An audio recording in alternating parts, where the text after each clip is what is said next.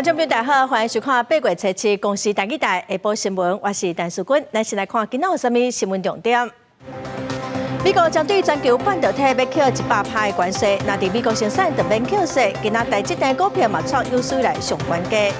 中南部的菜市果子升涨甲真严重，西丽果菜市场进货量减少一半，昨1公斤的大花价53块，今年上贵。调查指出，讲2岁到8岁囡仔有超过60%有在使用电子产品，一日各使用超过1点钟，恐惊影响到囡仔的发展。来看美国总统川普今仔宣布讲，针对全球半导体进口美国要扣100%的关税。也毋过，若是伫美国生产，还是讲未来会去美国制造甲生产的晶片，佮半导体，就毋免佮扣关税。苹果电脑的执行长库克嘛宣布讲要佮伫美国投资1000亿美金。另外，川普近前嘛宣布讲，要佮加扣印度25%的关税，21天后开始哦。所以8月底开始，印度出口到美国的物件就要扣50%的关税。美国总统川普对全球半导体晶片业者的关税税率答案公布啊。100% tariff on all chips and semiconductors coming into the United States. But if you've made a commitment to build, or if you're in the process of building, as many are, there is no tariff. Okay? If for some reason you say you're building and you don't build, then we go back and we add it up, it accumulates, and we charge you at a later date. You have to pay. 这场伫白宫办公室举行的记者会，除了川普要告副总统还书，该场被审着。商务部长卢特尼克甲苹果公司执行长库克，除了关税会当下免，库克也宣布会伫今年初5000亿美金的基础上，搁增加投资美国1000亿美金，会有搁较侪的苹果供应链刷回美国。较早的这场记者会，川普则都宣布行政命令对印度增加25%关税，理由是印度有权直接也是间接进口罗西亚石油。21日了后8月底开始，部分印度输往美国商品关税会达到50%，正做巴西以外美国补给盘的相关税率。为了印度纺织品鞋啊、保照甲珠宝业会受到真大冲击。Highest tariffs in the world, charging on American products, and it's got high non-tariff barriers, so we can't get our products in. India then uses American dollars to buy Russian oil. Russia then uses those American dollars that come from India to finance its armaments to kill Ukrainians. 不过，北京并无对于同款买罗西亚石油的中国采取同款的手段啊，针对记者质疑。北京贸易顾问南华罗安尼回答 ：Keep in mind that we have over 50% tariffs on China already. Okay. Right, but you could we have, but they haven't been punished for buying Russian we oil. have India's we have over 50% tariffs on China, so we don't want to get to a point where we actually hurt ourselves. 名叫做应应罗西亚联邦对美国构成的威胁，这项川普行政命令中，只针对印度无中国，引起北京记者的追问。Do you have any similar plans to enact more tariffs on China as it relates Could to their happen. purchases? Could happen. Depends on how we do. Could happen. 美中伫随定见面了后，2国的贸易谈判又客观。根据美国 CBS 新闻网报道，中国对能源供应的红线大增严，代表中国并未放弃进口路由。对此，美国财长贝辛德也表示，中国甘愿付100%的关税，也无要让步。公司新闻洪如梅编译。虽然美国要扣半导体佮晶片100%的关税，也毋过若是伫美国生产制造的，就毋免扣关税。所以台积电今仔早起股票大起，嘛创新高哦。咱国内大厂环球晶圆公司嘛宣布讲，因伫美国的子公司已经来正做是苹果供应链伙伴。另外，川普讲到台积电会伫美国投资2000亿美金，目前台积电是暂时无回应。美国总统川普公布半导体关税，因为台积电已经伫美国生产制造，检定是就免关税。川普无正面回应，不过这项利多的消息，鼓励台积电车市开盘一路有起，盘中报价1180块，起55块，带动台股大盘。盘中报徛起24000点，大起超过600点。不过半导体甲晶片若无伫美国生产制造，就要面临100%的关税，敢会致使半导体业去美国投资，嘛引起关注。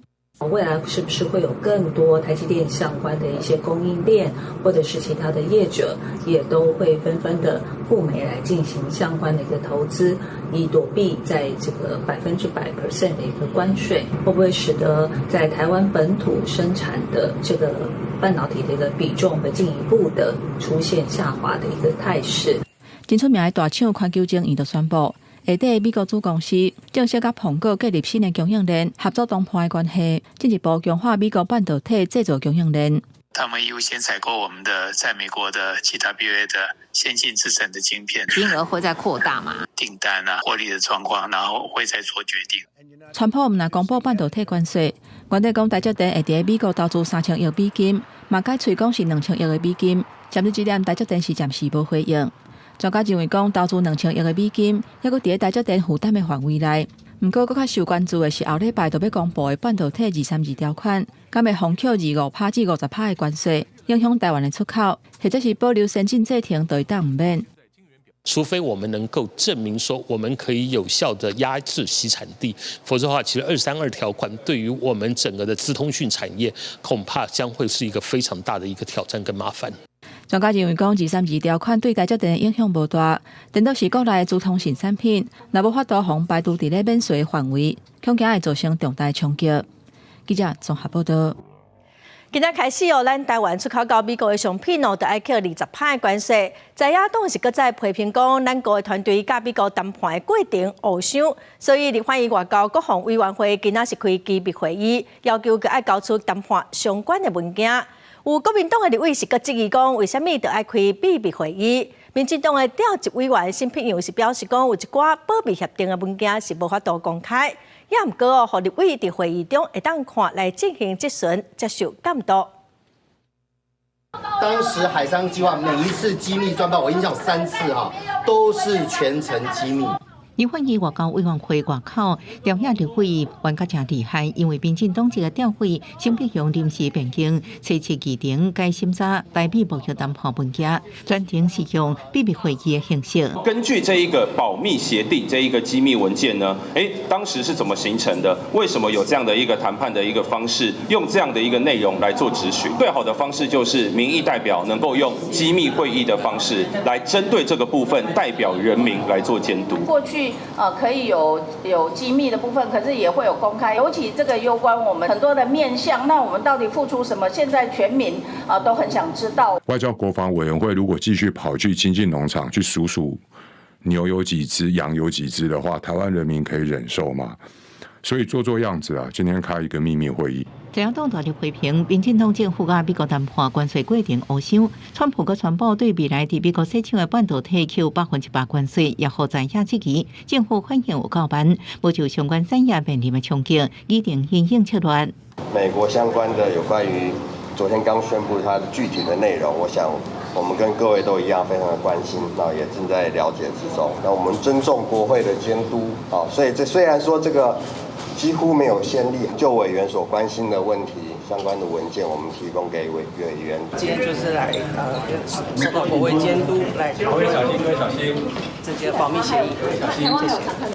外交部甲行政院经贸办拢表示，尊重国会监督，会提供相关档案，互立委了解谈判内容，以及轮的谈判安排。在甲美国努力规划当中，记者综合报道。即卖出口美国就要扣20%的税，咱国内有真侪产业会受到影响。行政院是评估大约有42000个劳工会逢减薪水，嘛恐惊会无头路，出口的产值会损失1.6%以上哦。国发会主委刘建清今仔去立法院备询，伊表示讲有制定短期、佮有中长期的计划，嘛对今年国内的经济成长率佮真乐观哦，认为至少有3%。大船出港抢商抢出货，英国港口欢迎的景致，这阵啊恐惊会排斥。美国对点关税，台美中间确定暂时升20%的税率，为台湾时间8月7日中昼12点就要开始实施。面对业者这样烦恼，中央有提出特别预算要来应对。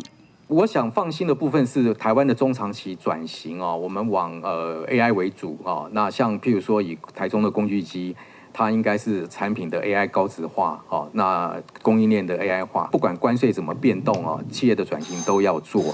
国合会主席刘敬清初一透早到立法院备询，讲短期内中央的支持方案增加到930亿，长期是要用 AI 推动产业转型，加强内需。目前计划已经报行政院，另外嘛评估232条款精品的关税新增加影响无大。扣除台积电这些的话，会不到60亿美金，那占我们整个全国的出口值大概在1.12%。那影响没有想象的大。关税冲击产业，目前行政院预测，自往美国出口会减少8.9%到12.2%，产值减少1.6%至2.52%， GDP 年增率下降0.4%至1.62%。对于全年经济预测，国合会也是保持信心。今年 GDP 成长3%这样的一个目标嘛，是不是？对，现在是很有信心的，应该没有太大问题。一个是手机的拉货潮，第二个是那个 AI。这个 GP300的新 model 的出货，成长力道相较于去年大概会在1%。朱通信当日进会支持整体经济，不过对电关税开始征收了后，是不是无法度搁调降？刘敬清嘛以日本甲韩国做例，认为拢会先讲到一个中央的数目，再搁调降，会当保持乐观的态度观察。记者采访报道。烦恼美国对顶关税影响到咱国内的产业哦。台北市长蒋万安是表示讲，会以去年台北市超顶的34亿的税来协助企业甲劳工，嘛继续来透过基隆、双北市、有桃园共同的平台来营运。高雄市政府嘛启动营运对顶关税经济对策小组，嘛甲外贸协会来合作，协助厂商来开发全球的市场，来分散风险。美国总统川普宣布会对半导体加晶片扣100%的关税，不过会排除迄寡当地美国建造企业，不过初期中道都是美国要正式向台湾实施20%的关税的时间。台北市长蒋万安强调，政府要赶紧出面说明、了解问题，才会当面对问题、解决问题。目前的讯息还很混乱，到底台积电是不是会免关税，或是其他相关半导体的产业以及资通讯都要被课予100%的关税？政府应该尽快的出面说明。川普总统告诉我们的远比艾总统以及卓院长的多得多。另外，不支付要安怎营运关税冲击，蒋万安表示，在4月时阵，其巴图都随召开4个首长的会议，提出相关营运关税作为，会继续透过4个市的平台来营运相关政策发展。北市会先以去年超扣的税收34亿来协助企业甲劳工营运冲击。上个会期在议会我已经说过，我们会先用34亿来因应关税的冲击，以及必要时我们各局处包括劳动权益基金、包括产发基金等，也可以以缓计期，在必要的时候，我们也有2倍金来因应。高雄主要产业钢铁扣件应属232条款措施，税率并无变化，令飞机引擎零组件、金属家具制造，高雄占全国产值约15%，将暂时适用20%关税税率。高市府也进一步表示，已经启动高雄市营运对顶关税经济对策小组，继续盘点高雄以出口导向为主的产业受影响情形，各甲外贸协会密切合作，协助厂商拓展全球市场，分散风险。公司新闻采访报道。行政议会本地今仔特别通过规模5450亿的轮性特别预算案哦，我感觉真关心讲其中敢有变破发现金的预算呢？也毋过行政院伫早起临时提案。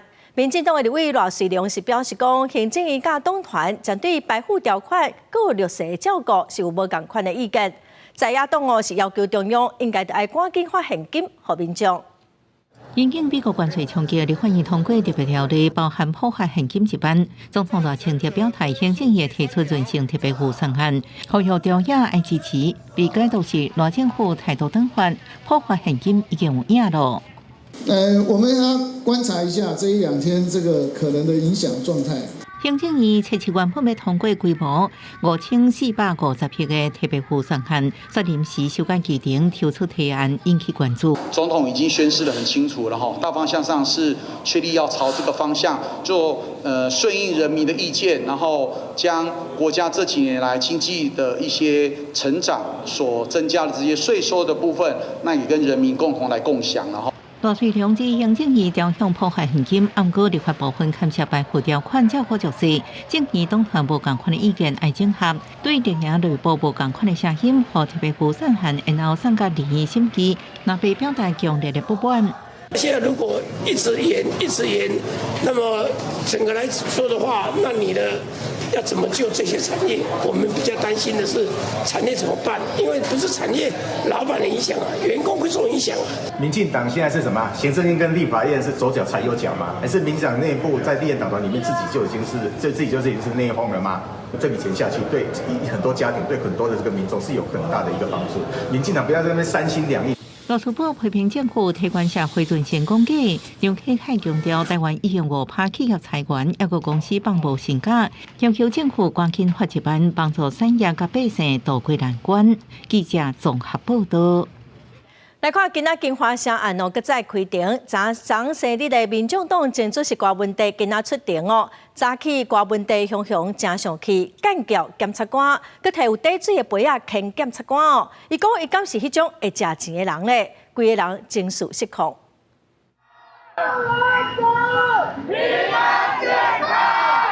警被车到位，众人大声喊，伫支持的队伍内底，嘛有郭文德因牵手单背旗，做伙加摇手。了后，点点切目屎。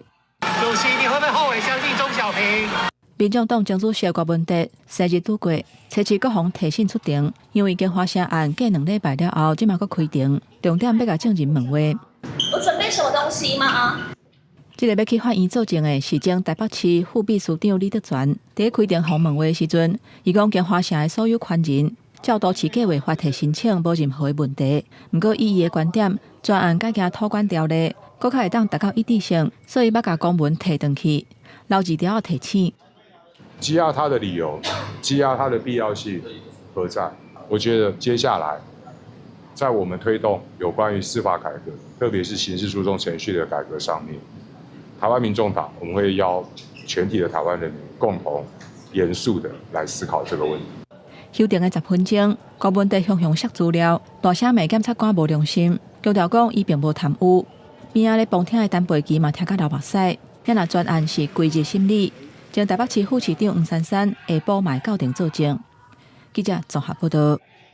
来看见讨论真久的媒体议价发落，总伫立法院专案保留送调查协商。今仔早起，包括台大、政大、师大、各辅仁大学4间学校的学生开记者会因是呼吁政府应该赶紧立法，让媒体有稳定的资源来保障新闻的独立。有时候，媒体也写许多黄色的报道，用行动剧展现迄个色彩的政党附件，媒体盗写新闻意识形态新闻，表达对新闻环境的恶化。媒体爱挖苦业配生存的实况，包括台大、政大、师大、辅大大团体学生举行记者会，普遍跨国数位平台长期免费使用媒体产制内容。独占广告收入，严重影响到媒体的生存运作，强烈呼吁赶紧完成立法。学界的前辈们在推动能改善新闻环境的新闻议价法，还有新闻基金时，我们就想要站出来，向朝野立委传达我们年轻人呼吁立法的心声。当平台巨头垄断资讯流通，却不用负担内容制作成本的时候，我们民主的根基也正在被侵蚀。因为媒体议价法伫立法院交通委员会设立专案保留送调查协商，所以发展部提出媒体共享平台机制建议，也引起讨论。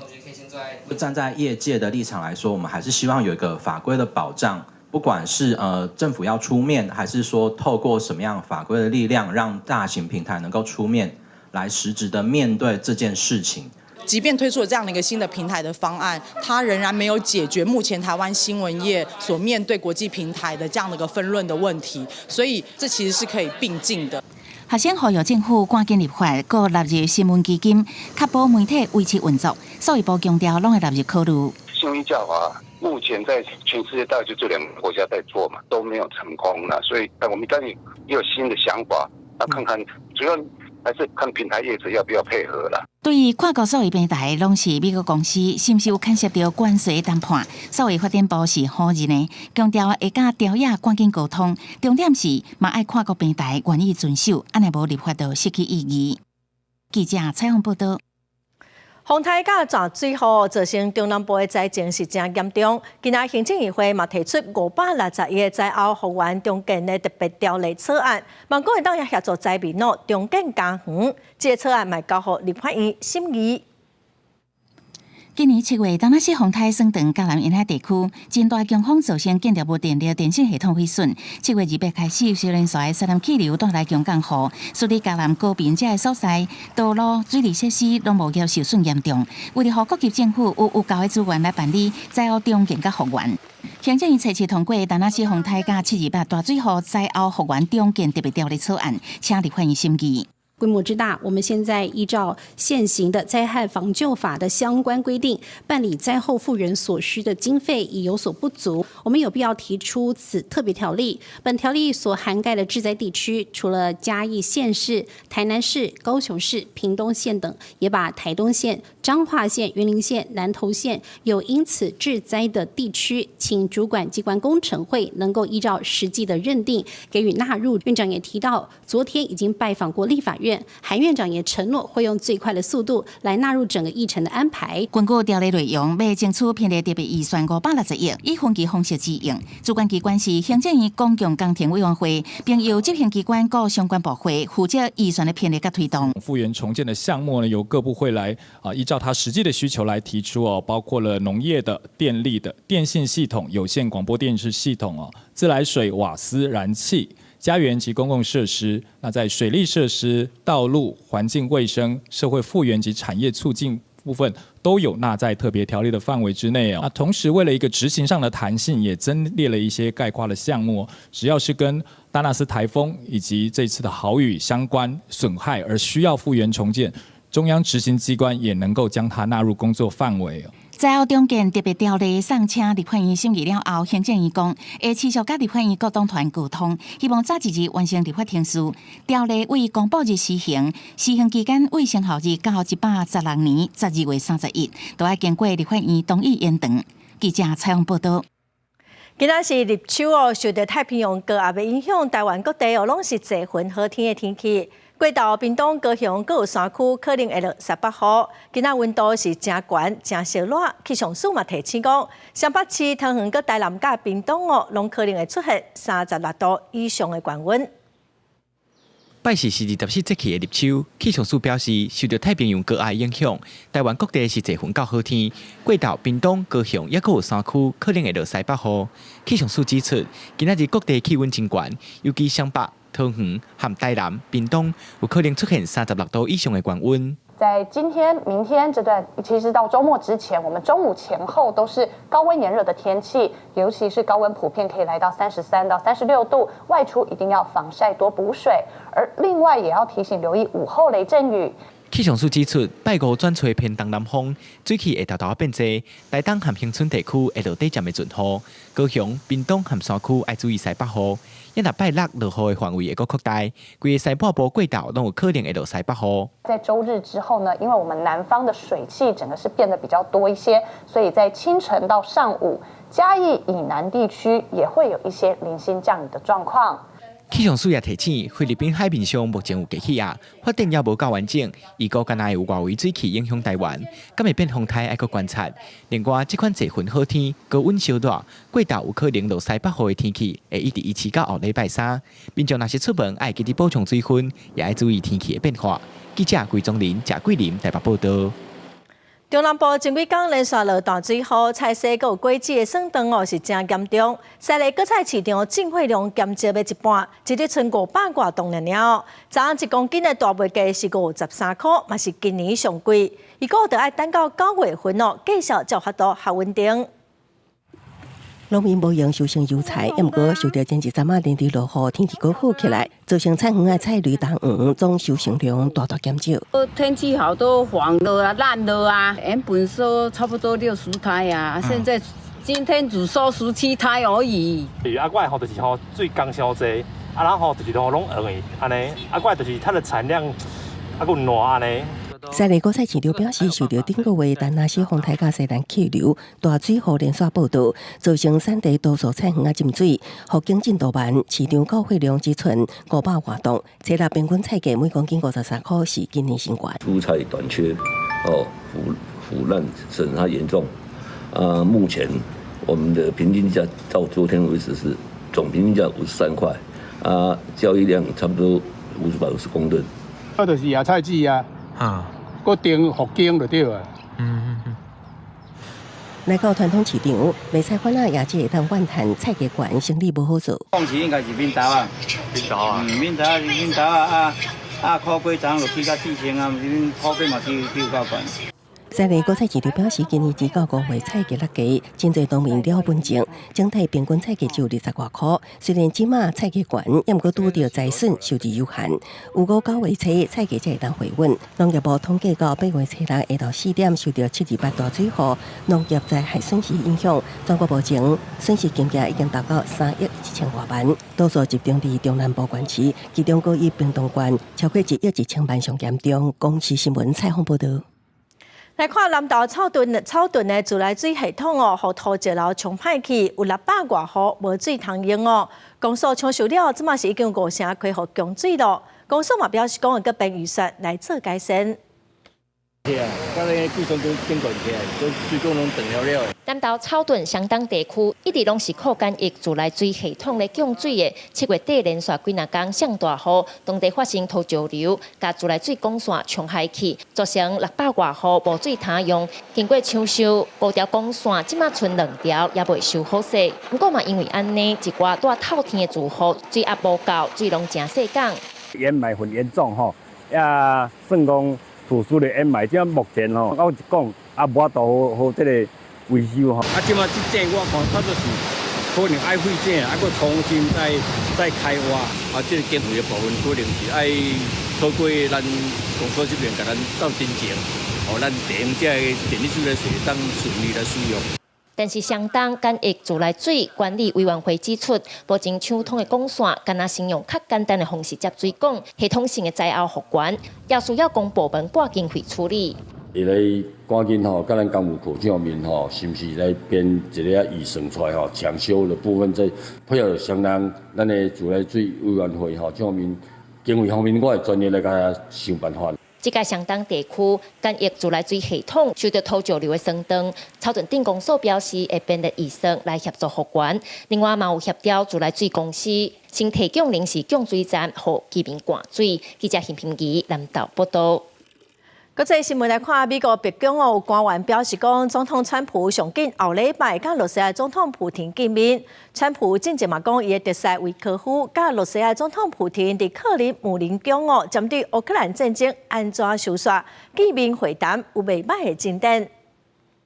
美国白宫的一位官员讲，总统川普可能上紧后礼拜甲罗西亚总统普廷当面会谈。川普想要促成俄战争停火协议。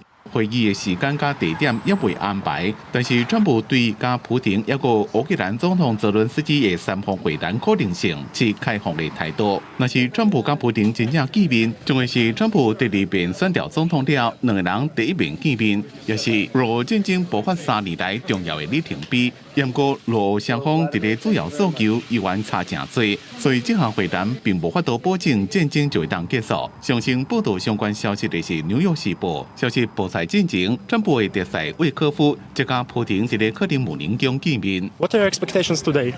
川普伫个社群媒体讲，魏科夫伫乌克兰的问题得到正大的进展，这边的会谈效果真好。С нашей стороны, в частности по украинскому вопросу, были переданы некоторые сигналы.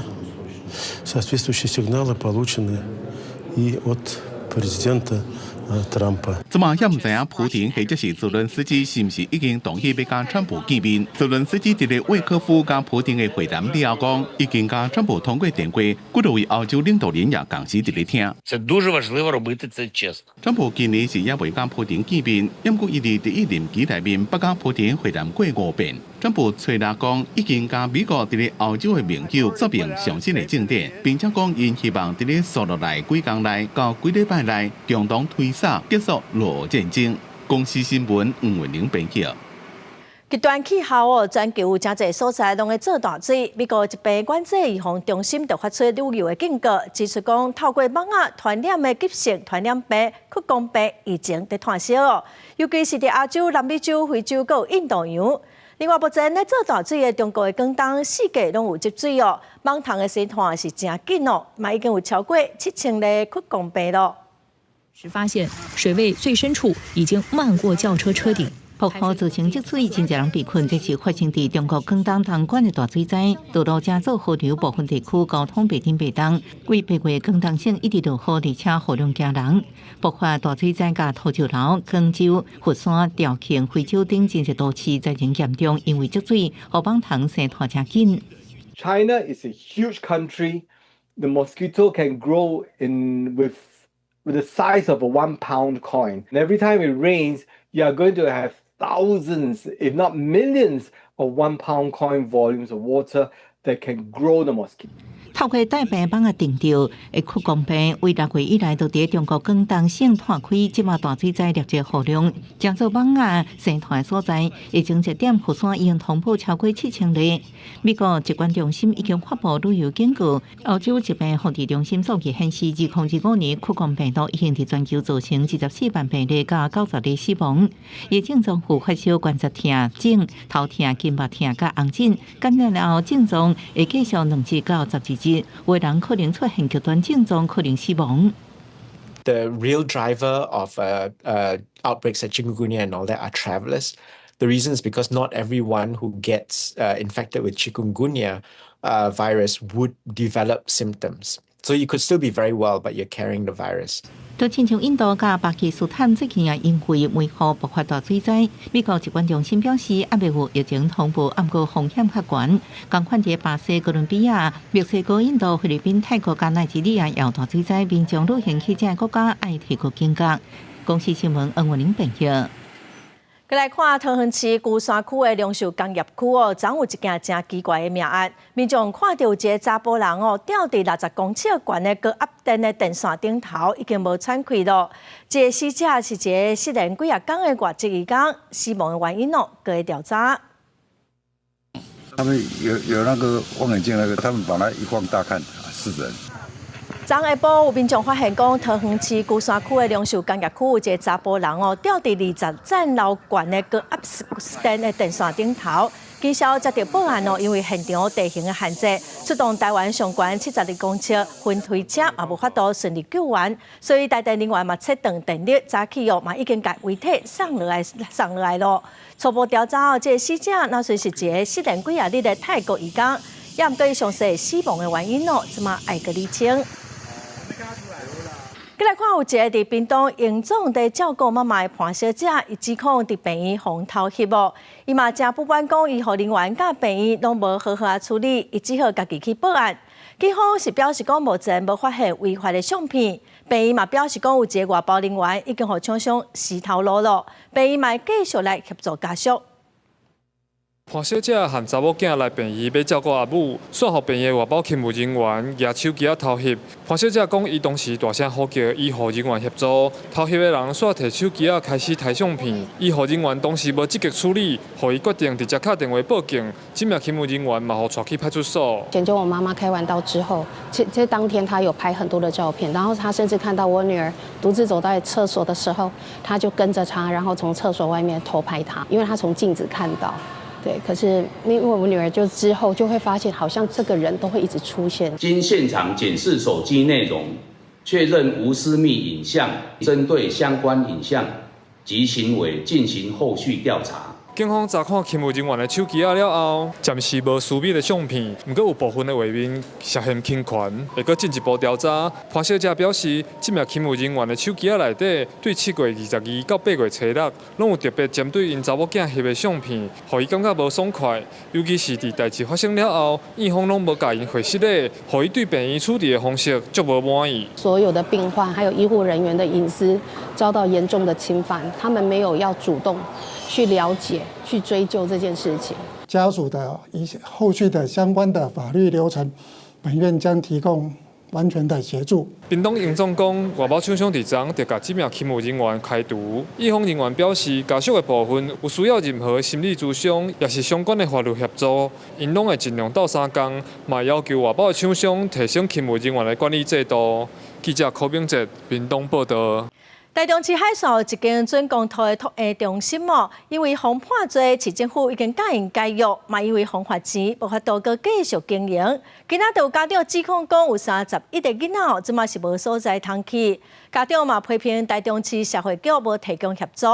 也毋过，市政府是强调讲有提供真侪办法，互家长咯，会过来斗相共。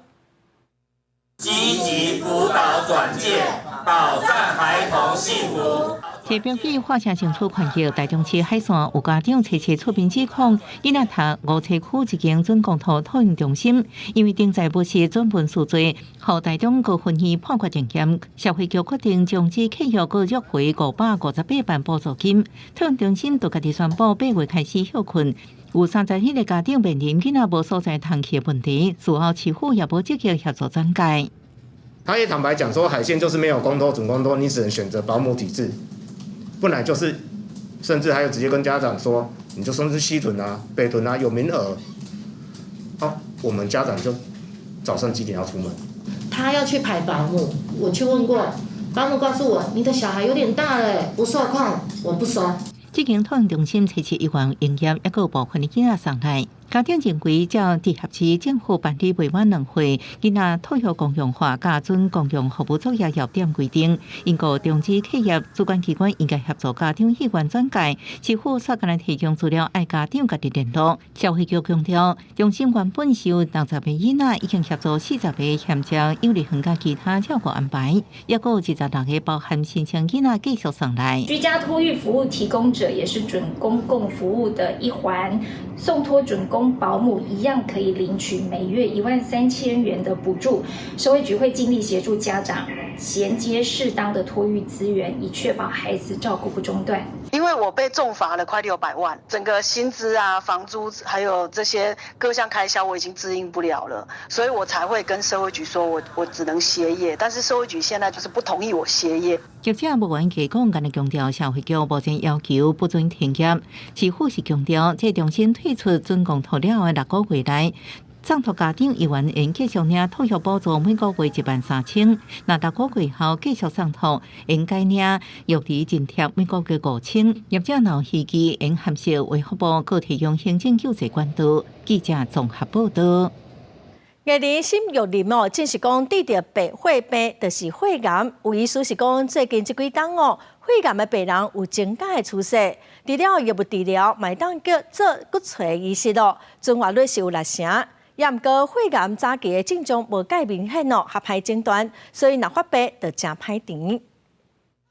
57岁艺人心育林7月底大院登记伫社群媒体证实家己得着白血病，也就是俗称的肺癌。医师表示，肺癌是其人体的主要造血系统骨髓产生癌化病变，使得白血球异常增生。肺癌有急性甲慢性之分，急性肺癌可分做骨髓性甲淋巴性2种。骨髓性是发生率上悬的成人肺癌，淋巴性是发生伫囡仔较侪。临床症状包括发烧、贫血、体重减轻等，也毋过因为早期症状无明显，较会甲其他疾病染做伙。肺癌一旦发病，就来甲真凶。血癌的病人通常，我们看到的是大多数病人他发病都相当的突然，可能在几个月之内就会从完全正常一直到就是出现癌细胞，那到发生很严重的问题。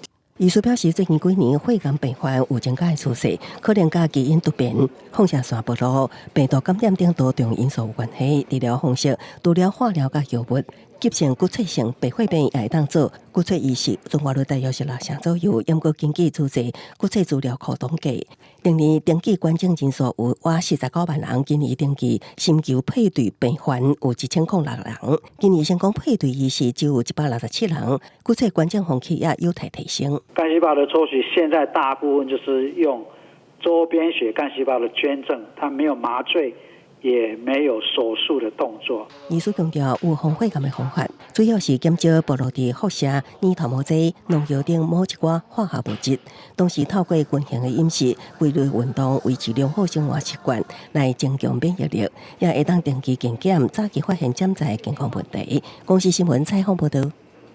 大可的危害健康，药物嘛是一款判断的标准哦。国健署是指出讲，40岁以上的民众有超过1/3拢有代谢症候群，有将近50%以上错落，所以建议查甫人的腰围哦，上好是莫超过90公分，查某人就莫超过80公分较健康。现代人食到真青草，有人压力大就会食好料消透压力。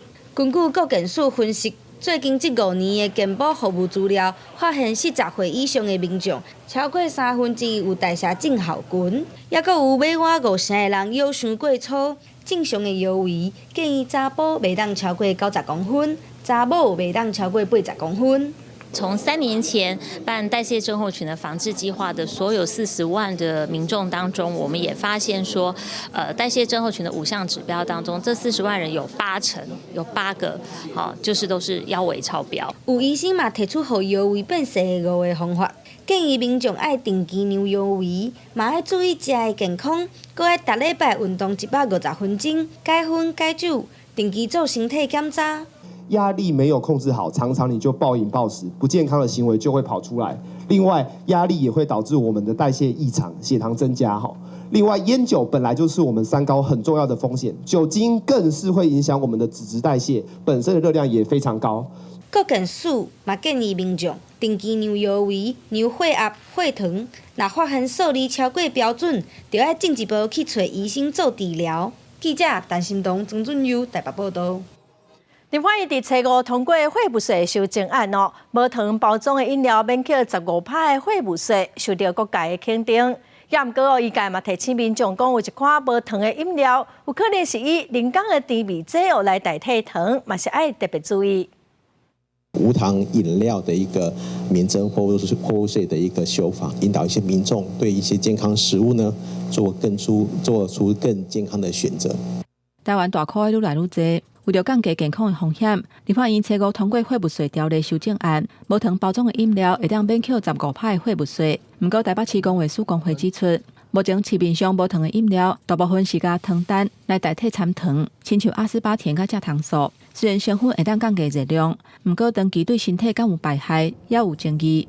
有一些甜味剂的确在长期的使用下面，或者是过去的研究报告就有这样子的风险。我们其实主要还是希望大家去做控糖这件事情。用合法甜味剂是合法的，不过这个也不是很理想。其实当然说最理想，如果民众的话要补充水分，建议说还是用白开水或天然的一些果汁。医师认为讲，糖单相关的风险，国际上的研究也无一个确定的结果。不过上好也是以天然的水果甲相关的食食来取代糖单，会当降低不时就想要食甜路的情形。记者综合报道。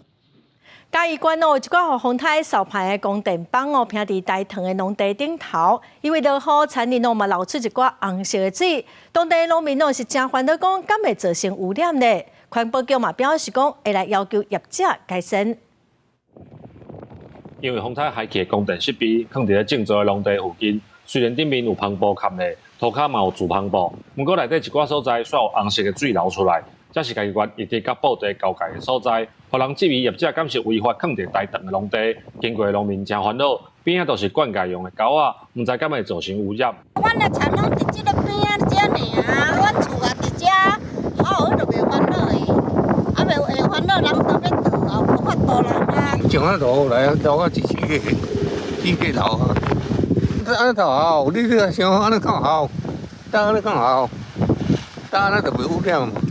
嘉义县环保局表示，放伫遮的物件，拢是因为风台海起的供电设备，一寡业者因为无所在放，因为数只煤盒暂时放伫大塘的农地，内底主要拢是塑胶的物件，无供电面绑伫遐。针对民众烦恼的部分，会要求业者改善。依照《废氢法》36条的储存设施管理办法，它是有要防止地下水跟一些雨水的渗透，跟这个废水排出的这种设施啦。那我们去看的话，如果它有这些相关的排出这些废水的这些问题，我们会请业者做好这一个管制措施。环保局嘛指出，现场红色的水可能是业者厝和动车出入的铁棒，因为落雨造成生銑所产生的，会到现场采用检验。若是业者有违法的状况，嘛依法来处罚。记者林慧婷嘉义报道。台东县太麻里乡的道良村大溪社区最近电线顶头拢是婴仔，所以四界拢是鸟仔屎，民众是真困扰。也毋过野鸟协会是表示讲，这是因为最近落大水雨，影响到婴仔的清耍，因只是暂时照休者，好天就会随飞走咯。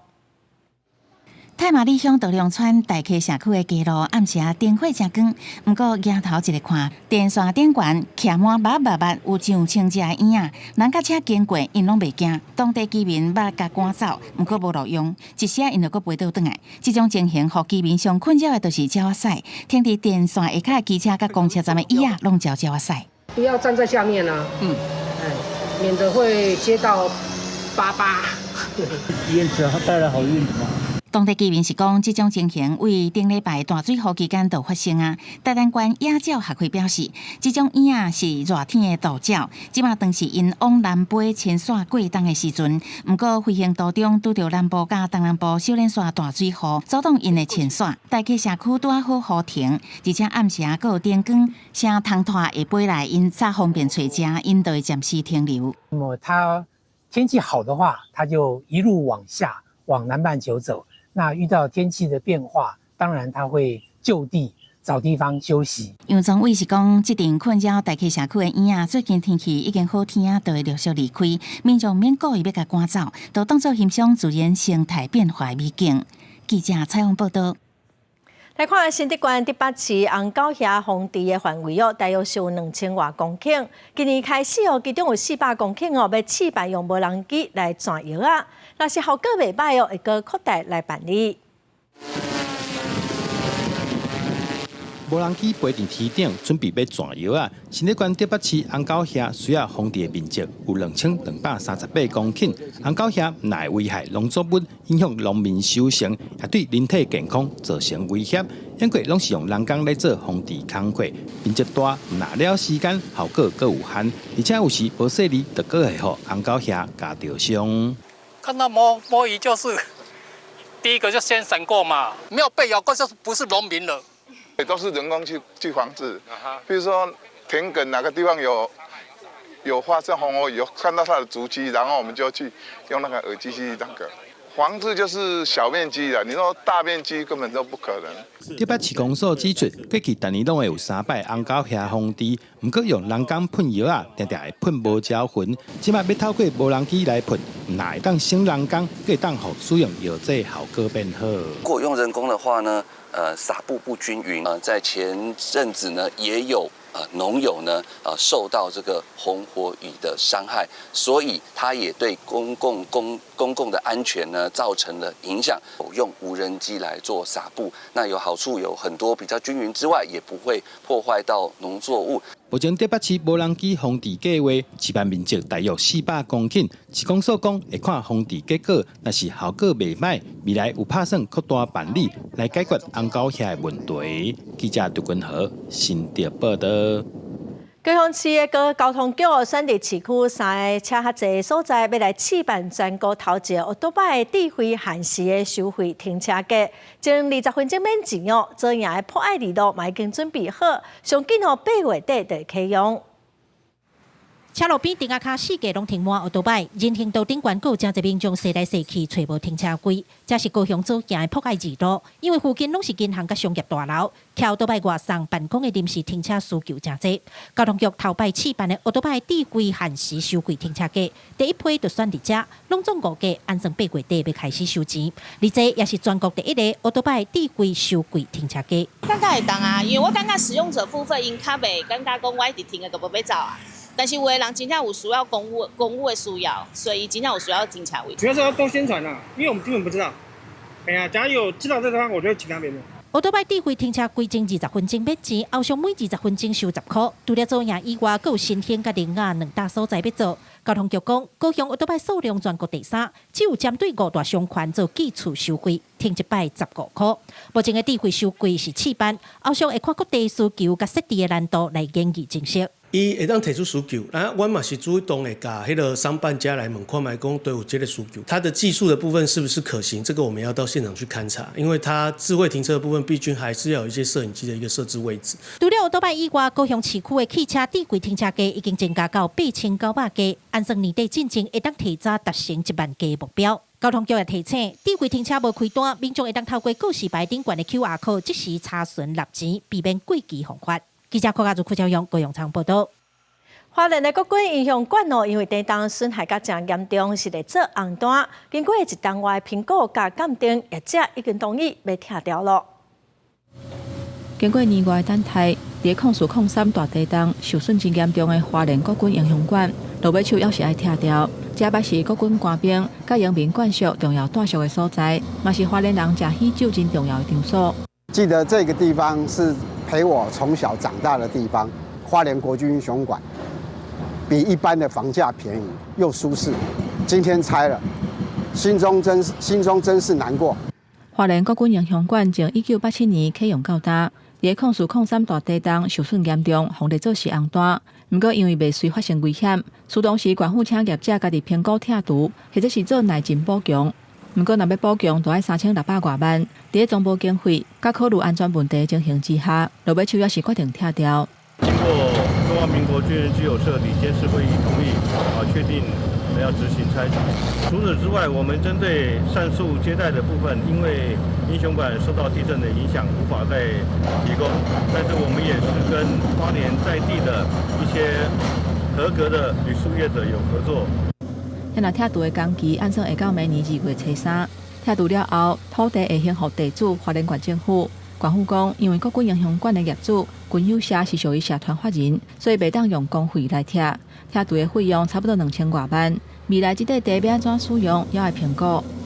记者综合报道。台湾虽然4块位拢是海，也毋过有研究是指出讲，30冬来台湾近海掠的鱼减少一半，渔民是愈来愈恶掠到鱼咯。今仔日中华就有日本学者来分享因的经验。 这几年来，台湾的近海渔业因为环境污染、气候变迁等原因，渔民愈来愈掠捕鱼。根据中研院研究，这30年来，台湾近海的渔获量减少52%，渔业产值嘛减少279亿。30-40年来吼，伊这海洋的变化吼，就是污染吼非常严重，减少的量差不多伫咧6成。即马污染吼，互咱掠鱼的人嘛人掠袂到。实务经验是为苗栗甲云林吼，这段海岸，因为咱这段海岸呢是咱台湾工业上多的所在，啊嘛有风力发电上多的所在，所以是非常需要来透过这个里海的这个活动来去用经济的这个因素来去促进咱的生态保育。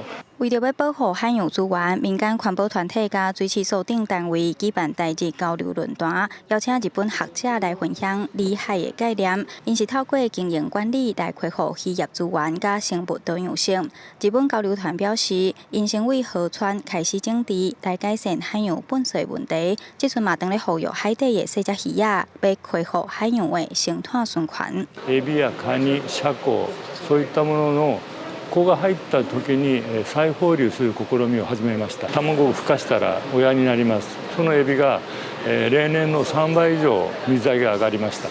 这边日本交流团的成员有学术单位甲渔业工作者来参台湾的渔民交换经验。台湾渔民是认为，除了渔业单位团团的合作以外，也要减少工业污染，才当真正改善海洋资源愈来愈少的问题。记者杨淑晴综合报道。 下晡尾的天气，咱来看各县市详细资料。北部地区上低30度，上悬36度；中部地区上低29度，上悬34度；南部地区上低29度，上悬35度。 东部地区上低29度，上悬33度；华东地区上低28度，上悬32度。感谢观众朋友收看《公视台记台下晡新闻》，我是陈淑君，明仔载下晡3点，咱再会。